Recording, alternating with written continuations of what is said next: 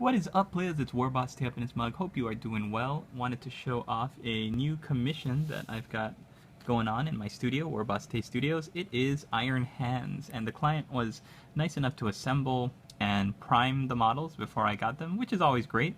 And because that takes a little bit of off the price. But the great thing about Iron Hands is they are deceptively difficult. You think they're easy to do because they are pretty much just black with some silver and white and some stuff, but the trick with them is that you want to make the silver and the white look good. You want to make the model look good, right, while keeping an overall black color scheme.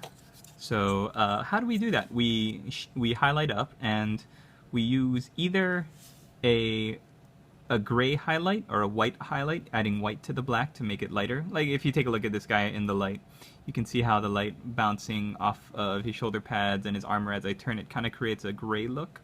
And that is totally fine, and that is what most people do. The tricky thing is that it can often get a little bit, what's the word? Like muddled in the translation, because when light reflects off of a black surface, it's going to reflect off of that differently, especially with all these rounded plates.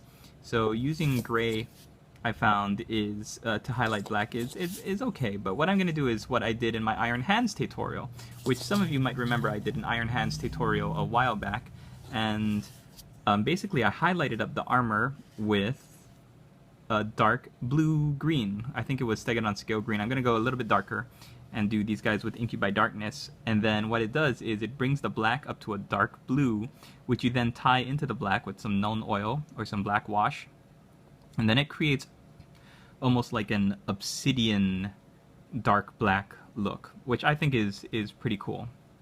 And you counter that, or you balance it with some white trim, some white detailing, and like I've noticed that the Games Workshop Iron Hand stuff, they've never did this before, but they paint the shell casing, or the casing, sorry, the bolter casing of their guns in white now. I don't think they used to do that in the older range, because when I was painting up my guy for the tutorial, the Clan Raucon supplement hadn't come out yet. The new Space Marines, rather, Codex hadn't come out yet, so I was going by all the old Games Workshop pictures of their Iron Hands, and their bolters were just flat silver, just pure silver.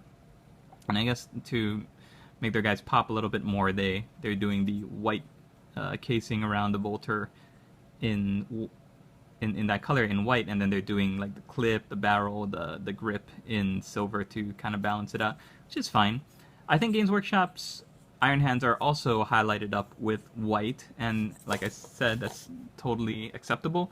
But what I'm going to be doing is highlighting them up with black, or going up from black to a dark black blue.